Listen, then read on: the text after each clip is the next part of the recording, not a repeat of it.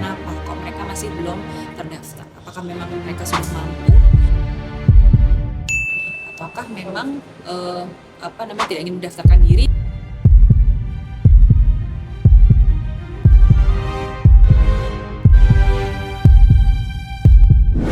Jadi UHC saat ini yang saya perlu evaluasi adalah proses pendataannya sebetulnya. Saya berharap nanti BPJS dan Dinas Kesehatan bersama Dinas Kesehatan tentunya mempunyai sistem yang lebih baik lagi supaya ini kan sampai sekarang ini persentase UHC itu kan 100 lebih karena ada beberapa komponen di dalamnya yang seharusnya memang sudah dikeluarkan itu belum dikeluarkan sehingga dari situ pencapaian UHC kita memang 100% lebih. Nah ini yang selalu kami pertanyakan, komisi yang selalu pertanyakan selama beberapa tahun silam.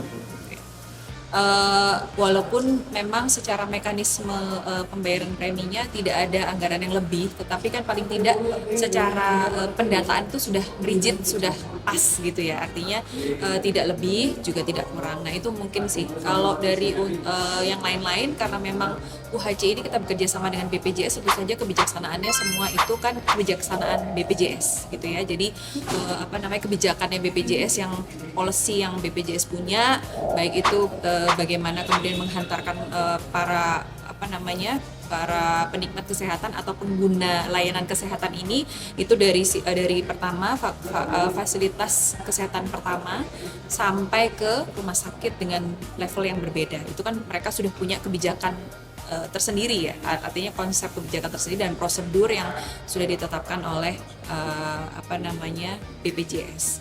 Nah mungkin di sisi pemerintah kota paling pendataan itu dan juga mungkin proses pendaftaran bagi masyarakat yang masih belum terdata di situ, sehingga kita bisa mengukur kemudian berapa persentase masyarakat yang belum terdata dan belum menjadi peserta UHC. Itu saja sih.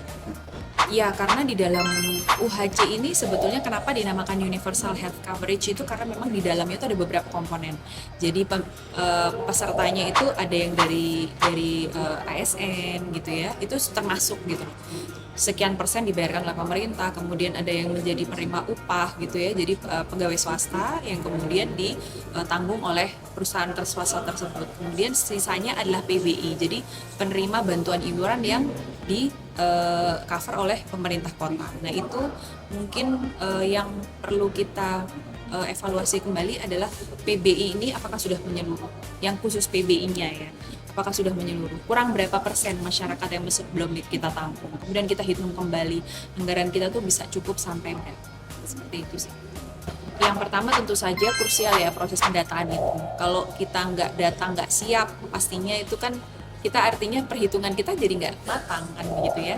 Jadi proses pendataan itu kita harus rigid gitu ya. Kemudian selanjutnya ya efek dari pendataan yang sudah rigid tadi, akhirnya kan tahu tuh persentase masyarakat yang belum, kenapa belum. Nah itu kita pelajari kira-kira kenapa kok mereka masih belum terdaftar. Apakah memang mereka sudah mampu ataukah memang tidak ingin mendaftarkan diri misalnya karena udah mampu, udahlah saya pakai asuransi yang saya punya misalnya, boleh-boleh saja. Tapi untuk masyarakat yang tidak mampu apakah sudah tercover semua? Nah itu yang perlu jadi perhatian kita.